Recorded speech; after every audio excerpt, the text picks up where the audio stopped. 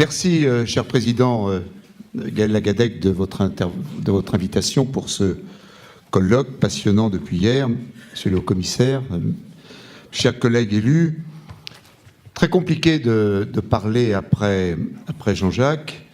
Je vais essayer de présenter les choses peut-être de manière un peu différente et de faire appel à l'histoire récente.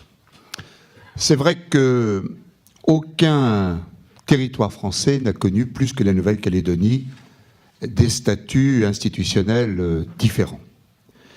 Et pendant des décennies, pendant des siècles, on a cherché et on a fantasmé sur un statut juridique parfait pour ce territoire. Bon, j'ai bien compris depuis hier et depuis longtemps qu'on le cherche encore et qu'on a trouvé autre chose que le mot de statut, puisque nous parlons maintenant d'avenir institutionnel. C'est un glissement qui n'est pas que sémantique. C'est un glissement politique. C'est le nom de ce colloque, monsieur le président de l'université. C'est le nom de la mission d'information que nous avons conduite à l'Assemblée nationale avec Jean-Jacques, et puis lorsqu'il est devenu garde des Sceaux avec René Dosière. C'est le terme du rapport qui a été remis en 2013 à Manuel Valls, lorsqu'il était Premier ministre, par Ferdinand Mellin-Soukranian et Jean Courcial. Et c'est finalement ce qui caractérise les liens, ce qui explique les liens ténus qu'entretient l'accord de Nouméa, depuis l'accord de Nouméa, le Parlement français, j'y reviendrai, avec les élus du territoire de Nouvelle-Calédonie, car je voudrais vous parler en particulier du rôle du Parlement. Jean-Jacques a raison de dire que la prise de conscience que le statut et le droit ne peuvent pas tout résoudre a été assez tardive dans l'histoire de la Nouvelle-Calédonie. Et je citerai à mon tour Michel Rocard, à un mois de l'échéance du référendum, au moment de l'accord de Nouméa.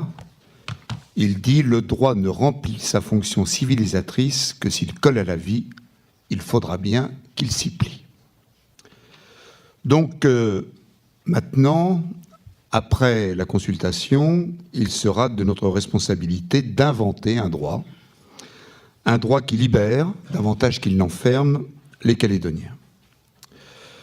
Car, à mes yeux, la communauté de destin, elle n'est pas juridique, n'est pas surtout juridique, et elle n'est pas seulement institutionnelle. Elle ne pourra être utilement refondée qu'au prix d'une réflexion économique, sociale, voire identitaire, que la consultation n'épuisera pas, quel que soit le contenu de la question posée et quelle qu'en soit au final l'issue. Je voudrais quand même vous rappeler, un peu dans l'histoire de notre pays, que la Nouvelle-Calédonie peut ne rien s'interdire, peut ne rien inventer, peut tout inventer, parce que c'est la collectivité d'outre-mer qui a connu le plus de régimes et le plus d'institutions différentes. Depuis la déclaration du 1er juillet 1860 qui classe la Nouvelle-Calédonie en colonie autonome, jusqu'à la loi issue des accords de Nouméa portant dispositions statutaires et préparatoires plus de la loi, de 1988 portant dispositions statutaires et préparatoires à l'autodétermination. Donc vous le voyez bien, dès l'origine, on parle et on cherche un statut adéquat, et quand on parle de statut, ça veut dire qu'il y a la notion évidente de dérogation au droit commun. Statut, c'est donc une situation particulière, et la Nouvelle-Calédonie est vraiment la collectivité la plus particulière de toutes les collectivités de la République. Si on regarde la Constitution de la 4e République, celle de 1946, elle avait un article 74, duquel dépendait alors la Nouvelle-Calédonie, qui disait « Les territoires d'outre-mer sont dotés d'un statut particulier ». Ça veut dire ainsi que le principe de spécialité législative contribue à faire de chaque collectivité d'outre-mer le support d'un ordre juridique particulier et original au sein du système juridique de l'État. De sorte que le statut, c'est à la fois une dérogation et un cadre. Et un territoire d'outre-mer, et nous l'avons vu dans notre histoire, peut être amené à connaître beaucoup de types d'organisations institutionnelles, à condition de s'inscrire dans le cadre prévu par la Constitution. Dans la logique, en 1946, la colonie de Nouvelle-Calédonie devient un territoire d'outre-mer. Et la Constitution de 1946 consacre cette mutation. Le Code de l'indigénat s'efface devant le principe de citoyenneté française qui est accordé par la Constitution à tous les ressortissants d'État. Mais ce n'est que très progressivement que les Mélanésiens jouiront de tous leurs droits civiques. Il faut une ordonnance du 22 août 1945 pour le droit de vote à certaines catégories, les anciens combattants, les chefs coutumiers, les ministres des cultes, les moniteurs d'enseignement. Et il faudra attendre 1957, la loi du 26 juillet, pour que tout le monde puisse ici voter dans ce territoire. Constitution de la Ve République, 58, le général de Gaulle interroge, la Nouvelle-Calédonie soutient le projet de constitution à 98% des suffrages exprimés. Et là, nous en venons à l'article 76 que tu as cité, dans la Constitution du 4 octobre 58. Le territoire peut choisir de garder son statut de l'époque, de devenir département d'outre-mer, syndrome Mayotte bien avant, ou bien est un membre de la communauté, statut qui était proposé aux pays d'Afrique. Et, en toute logique, le 17 décembre 1958, l'Assemblée territoriale de Nouvelle-Calédonie opte pour le statut de territoire d'outre-mer, parmi ces trois possibilités, avec l'espoir d'obtenir un statut d'autonomie avancée. Reste que, pendant toute cette période, 1946, Constitution de 1958, accord de Matignon, la Nouvelle-Calédonie a connu tous les types de statuts. Certains voulant institutionnaliser une certaine autonomie ou indépendance, d'autres correspondant à des ajustements politiques des différents gouvernements. Alors, sans faire de mauvais jeu de mots sur mon successeur à la tête de la mission d'information de l'Assemblée, c'est une valse des statuts qui va se mettre en place, effrénée, qui reflète la difficulté des politiques métropolitains à trouver des solutions pour un territoire lui-même politiquement divisé. Rapidement, pour vous montrer l'ampleur du bal, loi 4 de 1956, dite loi de fer, c'est une autonomie tempérée. C'est un joli mot qui dote pour la première fois le territoire d'une assemblée territoriale, d'un exécutif élu et d'un exécutif nommé, le haut-commissaire. 7 ans après, retour en arrière, c'est la loi Jacquinot, 63. Le Conseil du gouvernement a un simple rôle consultatif et le gouverneur, puisqu'il s'appelle ainsi, assure l'intégralité du pouvoir exécutif. Encore plus loin, 69, après l'élection du président Pompidou, les lois Billotte, qui amputent à leur tour les compétences du territoire en matière d'investissement et de réglementation minière. On revient en arrière. Tout ça est attribué à l'État. Ensuite, Jean Giscard d'Estaing, loi du 28 décembre 1976, le statut Stirn. Alors là, c'est une plus d'autonomie contrôlée. Le territoire obtient la compétence juridique de droit commun et c'est l'État qui recueille la compétence d'attribution, même si son domaine reste très important pour l'État, souveraineté, enseignement, réglementation minière, radiodiffusion, naturellement, administration communale. Le Conseil du gouvernement devient quand même un organe délibérant. Il est élu par l'Assemblée territoriale. Président Mitterrand, 6 septembre 1984, statut Lemoine. Alors là, on est dans le régime d'autonomie interne le plus avancé qu'a connu la Nouvelle-Calédonie. Nous avons un gouvernement du territoire qui remplace l'ancien Conseil du gouvernement, avec un président élu seul, donc tout va bien Philippe, par l'Assemblée territoriale, et de 6 à 9 membres désignés par ce président. Comme ça, ça facilite la constitution du gouvernement. La compétence de droit commun est reconnue au territoire et n'exclut que les fonctions de souveraineté, les principes directeurs du droit du travail, l'enseignement secondaire et supérieur et la communication audiovisuelle. La coutume mélanésienne est représentée dans les institutions par une assemblée de pays, qui est la seconde chambre à vocation consultative, composée de 6 conseils de pays. Et la loi prévoit la consultation des Calédoniens par référendum en 1989 sur le maintien de ce nouveau statut, sa transformation ou l'indépendance. On passe à 85, à peine un an après, moins d'un an après, la loi du 23 août.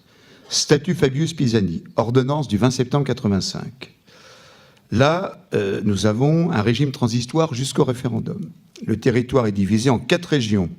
Ce sont des collectivités territoriales librement administrées par des conseils de région élus au suffrage universel direct à la représentation proportionnelle. Conseil consultatif coutumier dans chaque région. Les régions ont des compétences étendues. Il y a un congrès du territoire composé des 4 régions. Le haut-commissaire redevient l'exécutif du territoire. Il est assisté par un conseil exécutif composé des conseils de région et présidé par le président de congrès. C'était chiadé. Cette organisation institutionnelle gomme en réalité toutes les dispositions d'autonomie interne du statut précédent. Et c'est une régionalisation avant l'heure. On est dans la période des grandes réformes de décentralisation en métropole. C'est une régionalisation inédite du pouvoir en Nouvelle-Calédonie. Changement politique des élections de 1986, cohabitation.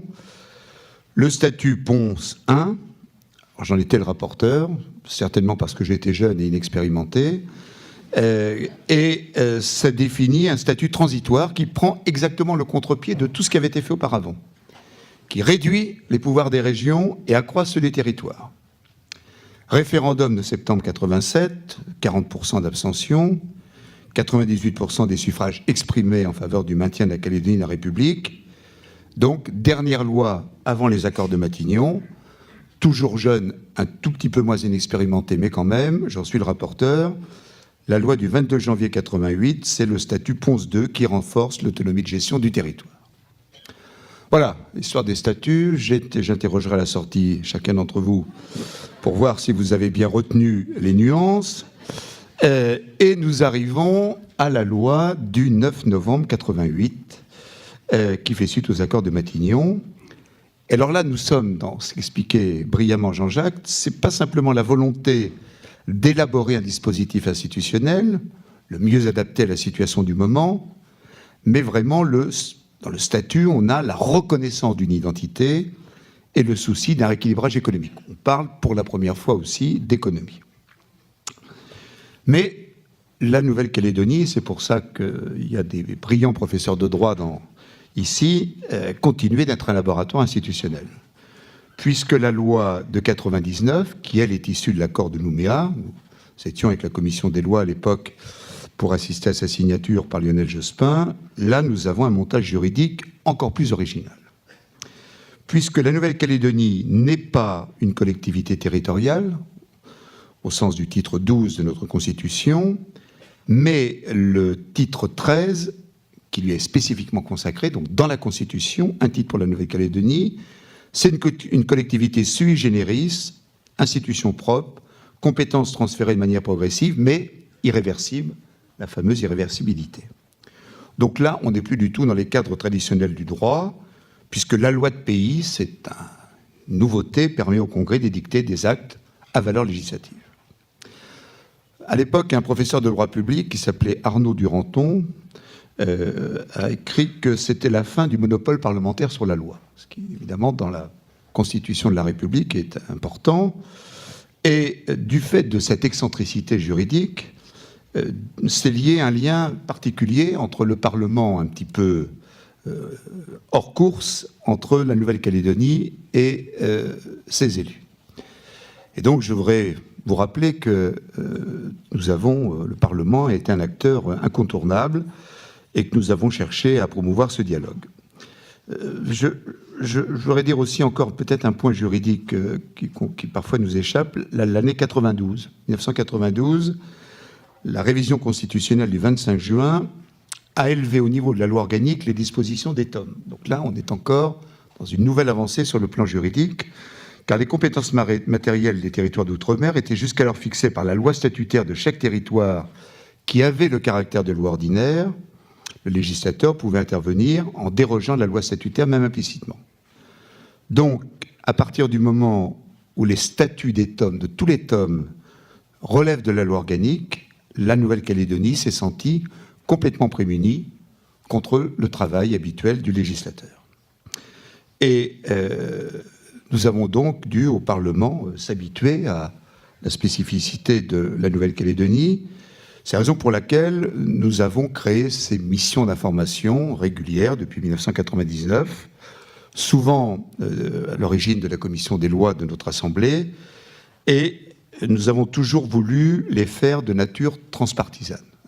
J'explique aussi qu'à partir, certainement le moment, après la période où le débat calédonien était un débat gauche-droite traditionnel dans la vie politique française, après les accords de Nouméa, on rentre dans une nouvelle période où nous essayons, et nous sommes nombreux à essayer de le faire, en liaison avec les parlementaires de Nouvelle-Calédonie, à essayer de sortir du débat politicien métropolitain pour avoir un suivi transpartisan de la Nouvelle-Calédonie.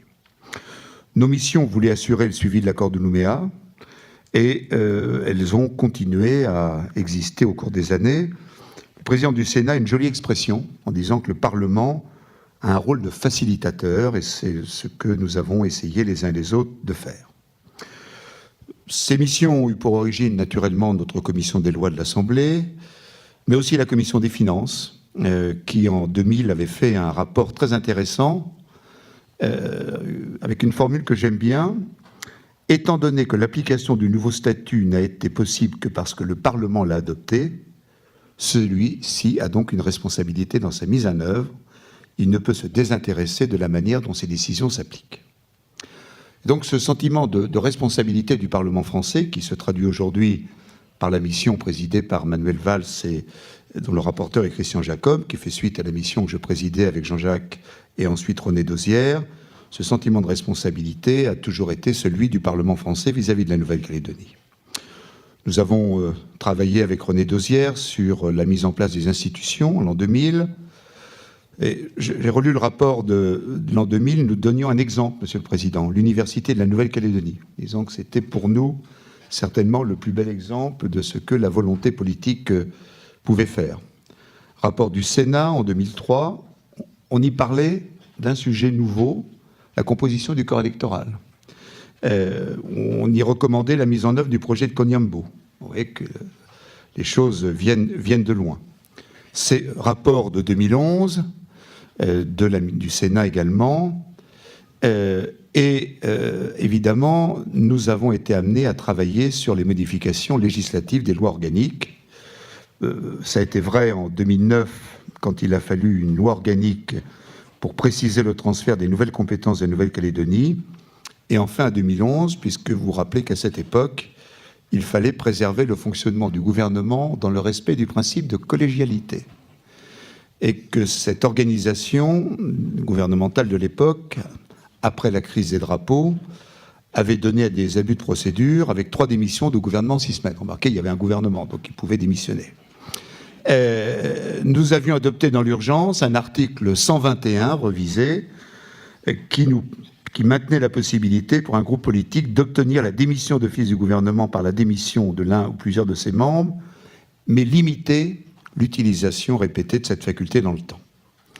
Et puis enfin, texte très important d'origine parlementaire, René Dosière en était le rapporteur, Jean-Jacques l'a cité, la possibilité en 2013 donnée à la Nouvelle-Calédonie de créer des autorités administratives indépendantes qui relèvent, dans les domaines qui relèvent de sa compétence, qui ont les mêmes pouvoirs que les autorités administratives indépendantes nationales.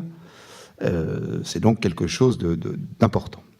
En 2015, nous avons également produit une loi organique pour améliorer le fonctionnement des commissions administratives spéciales, pour assurer l'inscription d'office sur les listes électorales. Tout ça d'ailleurs après un vote contraire du Congrès de Nouvelle-Calédonie, que le gouvernement français a complètement ignoré. Et dans l'étude d'impact, on ne faisait même pas état de l'avis rendu par le Congrès de Nouvelle-Calédonie. Ça a donné des réactions fortes.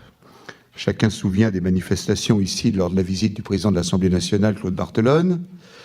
Et ça a conduit le gouvernement à mettre en place en 2015 une mission d'information que nous avons animée avec Jean-Jacques Urvoas et René Dosière. Quand nous terminons ce travail, un rapport qui a été un peu utilisé, trop à mon gré dans la campagne des législatives ici au mois de juin, nous disons avec René Dosière que nous avons une grande incertitude et une grande inquiétude. Nous écrivons à l'époque, c'est au mois de mars de cette année, que les forces politiques locales avaient pour nous beaucoup de mal à dialoguer, que les incompréhensions se multipliaient, que les enjeux sous-jacents à la question de l'accession à la pleine souveraineté restées multiples dans le domaine de l'emploi, des droits du salarié, du coût de la vie, de la valeur des diplômes, de la protection de l'environnement, de la capacité des communautés à coexister, des inégalités géographiques entre provinces ou encore du maintien de l'ordre public.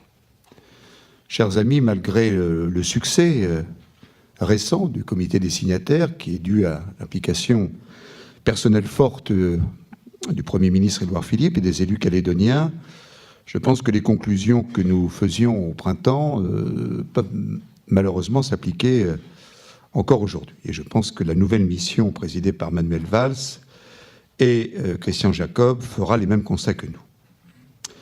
Je voudrais, à un an de l'échéance, faire le point sur les questions à résoudre, trop nombreuses, sur les modalités de la consultation sur l'accès à la souveraineté. Il y a naturellement le débat récurrent sur la fiabilité et le périmètre des listes électorales et le libellé de la question.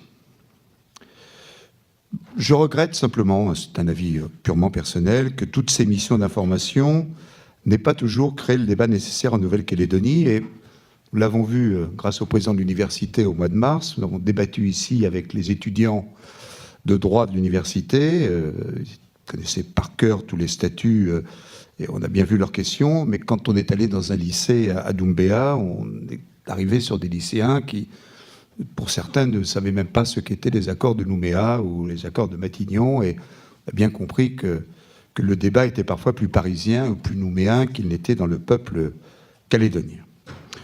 Donc, on a eu le sentiment parfois que le Parlement avait titillé les gouvernements, que nous avions créé un lien affectif sincère avec la Calédonie, mais que le débat de fond n'avait pas infusé la société calédonienne et que les contextes étaient toujours rarement propices. Il y a toujours une provinciale dans l'air, une élection nationale dans l'air. C'est pour ça que je voudrais essayer de reposer les termes du débat. Le comité des signataires a eu des résultats que nous saluons, la délimitation du corps électoral, mais il n'a pas tranché sur la question. D'abord parce que c'est le nœud gordien, c'est normal, et parce que c'est certainement prématuré de trancher la question. Le corps électoral, c'est une affaire qui empoisonne votre débat juridico-politique. Et le nouveau gouvernement a bien fait d'interroger le Conseil d'État. Si vous expliquez à nos compatriotes de métropole qu'il y a une liste générale, une liste provinciale, une liste spéciale, ils vous regardent avec des yeux un peu bizarres. Si vous leur expliquez les nombreux critères de la loi organique pour participer au vote, je ne vais pas vous les relire ici, je ne vais pas vous endormir. Vous aurez également une interrogation des électeurs classiques en métropole. Bon, si on regarde d'un point de vue strictement juridique, la liste a été établie pour la première fois en 2016, elle a fait l'objet d'une révision en 2017, et elle peut être révisée une nouvelle fois avant le référendum. Il a été demandé au Conseil d'État dans quelle mesure il était possible de prévoir une inscription automatique de certaines catégories de personnes sur les listes électorales générales communales, afin de pouvoir, dans un second temps, procéder à leur inscription d'office sur les listes électorales spéciales. Le Conseil d'État a invité d'abord une révision complémentaire des listes générales et spéciales en prévoyant l'ouverture, au-delà du 31 décembre 2017, d'une période complémentaire d'inscription électorale du territoire. Il a estimé envisageable l'inscription d'office sur les listes électorales avec deux conditions cumulatives. Inscription d'office ne pourrait être réservée à une catégorie de personnes. Et elle ne devra intervenir que sur le fondement de l'article L11 du Code électoral, qui prévoit l'inscription de tous les électeurs qui ont leur domicile réel dans la commune où ils habitent au moins depuis 6 mois. Et le Conseil d'État ajoute que les opérations d'inscription d'office ne pourront être accomplies que sous réserve de la possibilité pour les commissions administratives chargées d'établir la liste électorale de procéder aux vérifications nécessaires en l'absence de démarche positive de l'électeur. Enfin, cette démarche ne peut être instaurée qu'à titre exceptionnel pour une durée limitée. Alors, il y a une deuxième question qui avait été posée au Conseil d'État, dont on a beaucoup moins parlé. Le gouvernement l'avait interrogé sur le fichier créé en 2016 et destiné à identifier les personnes majeures résidentes en Nouvelle-Calédonie et non inscrites sur la liste générale, afin de savoir dans quelle mesure on pourrait élargir la liste des destinataires du fichier au profit des maires ou des formations politiques calédoniennes. Le Conseil d'État a rappelé que seuls les agents du Haut-Commissariat ou du ministère des Outre-mer nominativement désignés, ainsi que ceux de l'Institut de l'ISE, pourraient consulter, traiter et enregistrer les données personnelles. Il a estimé qu'au vu de la nature des données traitées, il serait envisageable de rendre destinataires les maires ou les agents communaux, mais que rien ne justifiait l'extension de la liste aux destinataires des partis politiques. Donc vous voyez que cet avis du Conseil d'État, et là le droit rejoint la politique, a permis une avancée politique considérable au dernier comité des signataires. Je ne reviendrai pas sur le relevé des conclusions, mais je souhaite que le travail qu'a entamé le gouvernement, sur lequel le Congrès de la Nouvelle-Calédonie va se prononcer, puisse se faire, et qu'après un accord politique à Paris, il n'y ait pas un désaccord politique à Nouméa, et qu'on puisse avancer sur un plan juridique fort et sur un plan politique très fort. En ce qui concerne la question, il y a naturellement de la crispation sur la question, et c'est normal. Pour ma part, je considère qu'il ne s'agit pas de trouver un consensus ex nihilo, mais bien d'inscrire une formulation consensuelle dans un cadre politique et juridique qui est défini par l'accord de Nouméa. Je vous relis la phrase. La consultation portera sur le transfert à la Nouvelle-Calédonie des compétences régaliennes, l'accès à un statut international de pleine responsabilité et l'organisation de la citoyenneté en nationalité. Alors, si on fait une lecture juridique, la question pourrait reprendre littéralement ce triptyque. C'est ce que soulignaient M. Courcial et M. Ferdinand Ménin-Soukramanien. Mais si on fait ça, la question ne sera pas compréhensible par les électeurs. Et ça ne répondra pas au principe constitutionnel de clarté et de loyauté des consultations référendaires. Alors on peut faire dans le binaire, à l'image de celle de 87. Voulez-vous que la Nouvelle-Calédonie accède à l'indépendance ou voulez-vous que la Nouvelle-Calédonie reste dans la France? C'est une option qui est défendue par les tenants d'un statut strict ou sans concession, les partisans de la pleine souveraineté ou du statu quo, tandis que d'autres plaident pour une question enrichie qui puisse notamment ouvrir des perspectives institutionnelles mixtes, indépendance avec partenariat ou autonomie étendue. Je vous rappelle une belle question, celle de nos amis québécois, le deuxième référendum, pas celui de René Lévesque en 80, mais celui de 95. Acceptez-vous que le Québec devienne souverain après avoir offert formellement au Canada un nouveau partenariat économique et politique dans le cadre d'un projet de loi sur l'avenir du Québec et de l'entente signé le 12 juin 1995. Là, on a une belle question qui n'est pas binaire, mais qui suppose un consensus politique en amont. Et c'est le sens de la position que j'ai toujours défendue et souvent soutenue par beaucoup de bancs politiques à l'Assemblée, c'est la position d'anti-référendum couperet. Tout est de cas de cause, finalement, quelle que soit la décision du Congrès de Nouvelle-Calédonie, c'est à l'État que reviendra par décret la responsabilité de fixer cette question. C'était, à mes yeux, pas au comité des signataires de le faire tout de suite. Peut-être un prochain comité des signataires, et puis, soyons clairs, et faisons un peu de politique fiction, le chef de l'État doit venir au printemps, il serait étonnant qu'il ne se prononce pas à ce moment sur la question. Les partenaires de l'accord se sont mis d'accord pour aboutir à une rédaction avec la mise en place d'un groupe de travail spécifique, et puis j'espère aussi que la nouvelle mission d'information de l'Assemblée viendra alimenter en proposition. Je vous le disais à l'instant, et je vais bientôt terminer, il est temps d'inventer un droit qui libère la Nouvelle-Calédonie plutôt qu'elle ne l'enferme. Et une consultation en forme de proposition qui aurait le mérite de soumettre un avenir institutionnel concret, et non pas une question binaire, aurait pour moi ce mérite. Et elle éviterait d'empoisonner la Nouvelle-Calédonie et d'y créer de nouveaux troubles. Il ne faut pas que l'accord de Nouméa et le droit soient des excuses pour ne pas avancer. Je pense que les problèmes matériels doivent cesser de masquer les enjeux de fond, et je suis heureux qu'il y ait des avancées nouvelles au moment du comité des signataires. Moi, je suis partisan, je vous le dis parce que je suis encore dans la vie politique, Je suis partisan d'une voie intermédiaire, d'une autonomie encore renforcée, avec un statut international de forte responsabilité, mais qui n'irait pas jusqu'à la nationalité propre aux Calédoniens. Et je voudrais dire un mot, bien qu'il y ait eu hier des interventions passionnantes, mesdames, sur la notion de statut d'État associé que Jean-Jacques a développé avec celle d'État fédéral dans la brochure que vous pourrez lire avec beaucoup d'intérêt. L'État associé, c'est une forme d'État très loin de la traduction juridique française. C'est vraiment une approche inductive anglo-saxonne. C'est d'ailleurs un concept qui est apparu dans le Pacifique Sud au milieu des années 60. Pour les Nations Unies à l'époque, c'est une voie de décolonisation intermédiaire entre l'indépendance et l'intégration à un autre État. Un État associé est associé à ce titre à un État souverain. Ils ont signé une convention de partenariat, un État qui est plus grand, qui est plus peuplé, qui est plus riche. Et l'un des deux partenaires délègue à l'autre certains pouvoirs qui relèvent normalement de sa souveraineté. Quand vous regardez de près, c'est souvent des pouvoirs de défense et d'affaires étrangères. Je vous prends quelques exemples dont un a récemment défrayé l'actualité. Porto Rico. Alors, Porto Rico, c'est ni indépendant ni souverain.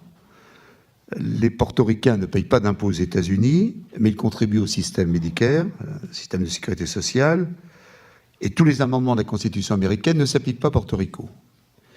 Il y a 3,4 millions d'habitants, ce sont des citoyens américains, mais ils n'ont pas le droit de vote aux élections nationales. Ils n'ont pas eu la chance de voter pour M. Trump. Ils ne votent pas pour l'élection présidentielle, ils n'ont pas de représentants, leurs voix ne sont pas prises en compte. Ils ont un délégué à la Chambre des représentants, écoutez-moi bien, ils ne peuvent voter qu'en commission. Ils n'ont pas le droit d'aller dans l'hémicycle. Donc c'est des relations un peu compliquées entre Washington et Porto Rico. Et vous avez vu qu'à la suite de l'ouragan Maria, qui a touché nos compatriotes de Saint-Martin, de Saint-Barth et des deux Antilles, les portoricains ont eu le sentiment de n'être que des citoyens de seconde zone. Il y a d'autres cas. Les États en libre association avec les États-Unis, les îles Marshall, la Micronésie, la République des Palaos. Alors là, ils ont un traité de libre association, ils ont la pleine souveraineté. Enfin, quand même, les Américains assurent leur défense, les subventions, bouclent le budget, permettent l'accès aux services sociaux américains, et il y a des bases militaires stratégiques dans ces îles. Autre exemple, pour faire plaisir à Saint-Paul-Urvoas, le Vatican. Le Vatican. Et il est associé à la Suisse, oui, à la Suisse, depuis 1506, et à l'Italie depuis 1929. Plus près de chez vous, la République de Kiribati. Aucune armée défense assurée par l'Australie et la Nouvelle-Zélande. Les îles Holland, que vous connaissez tous, qui est le seul territoire finlandais qui a pour langue officielle le suédois. Et les îles Cook, pour lesquelles la Nouvelle-Zélande agit pour les affaires étrangères et la défense, mais uniquement à leur demande. Donc vous voyez qu'on est quand même dans le grand méchant flou, dans ce statut d'État associé, alors que je pense que chacun d'entre vous souhaite qu'on donne aux Calédoniens une direction la plus claire possible.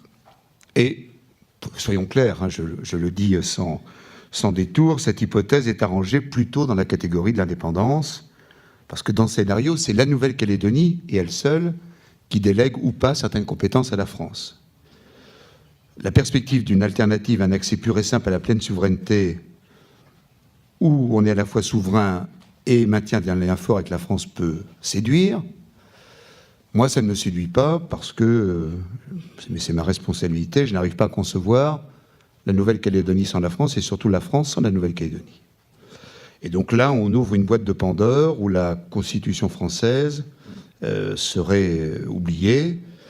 Le statut d'État associé ne garantit aucunement la pérennité du lien entre la France et la Nouvelle-Calédonie. Une Nouvelle-Calédonie associée pourrait à tout moment rompre de manière irrémédiable son partenariat avec la France. Irrémédiable. Donc là, on est dans un statut où déjà l'indépendance s'affirme. Bon, je n'évoquerai pas l'État fédéré parce que je suis au terme de mon intervention, et puis parce que autant l'État associé n'est pas dans les habitudes françaises, autant l'État fédéré l'est encore moins, et à la différence de nos amis espagnols, allemands et d'autres pays européens, Nous avons un État très centralisateur. Je le vis en tant que président des départements de France. On peut le vivre au niveau des communes, puisqu'il y aura la semaine prochaine le congrès des maires ou au niveau des régions. Nous avons un État assez jacobin, donc le fédéralisme n'a jamais été dans l'esprit de la France. Moi, je pense qu'il faut étendre encore davantage le champ de l'autonomie reconnue à la Nouvelle-Calédonie. Les compétences de l'article 27, monsieur le haut-commissaire, n'ont fait pas l'objet encore de demandes de transfert par le Congrès. C'est quand même du lourd. Enseignement supérieur, contrôle de légalité des provinces, des communes et de leurs établissements publics, régime comptable et financier des collectivités, communication audiovisuelle. On sait aussi qu'un partage de pouvoir plus étendu pourrait opérer sur le point 3.3 des accords de Nouméa, justice, ordre public, défense, monnaie, affaires étrangères. Chers amis, j'ai bien conscience naturellement que cette solution de l'autonomie renforcée n'est pas la plus simple, loin s'en faut. Avec l'État associé, c'est tout simple, on peut tout promettre puisque tout est infini et chacun peut trouver des illusions. Avec une autonomie renforcée, mais dans la France, les problèmes sont encore devant nous. Il y aura toujours le sujet hérissé d'épines du corps électoral. Est-ce qu'on pourra indéfiniment garder 3 corps électoraux restrictifs ? Le débat existera. Je sais que, mais je conclus sur ce point, que l'accès à l'indépendance, en cas de réponse négative des votants, pourrait faire l'objet de 3 référendums. Et le professeur Chauchard a hier brillamment expliqué les délais et toutes les astuces aussi d'ailleurs qui permettent de faire durer. Moi, je crois que ça ne doit pas laisser penser que la Nouvelle-Calédonie a encore le temps. On voit des résultats inattendus. Je pense au Brexit, que les Anglais commencent à regretter. On voit la boîte de Catalogne qui vient de s'ouvrir et qui est une menace sur l'Union européenne. Ça montre que les responsables politiques de tous bords, et nous en sommes, ne mesurent toujours pas suffisamment l'état d'esprit ni la perte de repère des populations. Comme notre rôle est celui d'un observateur attentif, Jean-Jacques a dit contributeur positif. Alors pour être macronien, je dirais contributeur constructif. Nous ne sommes pas là pour vous donner des leçons. Nous avons d'ailleurs beaucoup à apprendre de vous, que durant toute cette période, il y a eu beaucoup de maturité et beaucoup de choses merveilleuses qui sont passées en Nouvelle-Calédonie. Moi, je souhaite, comme beaucoup, qu'indépendantistes et non-indépendantistes entreprennent de converger sur les modalités, futur statut, nouvelle autonomie, quelle qu'en soit la forme.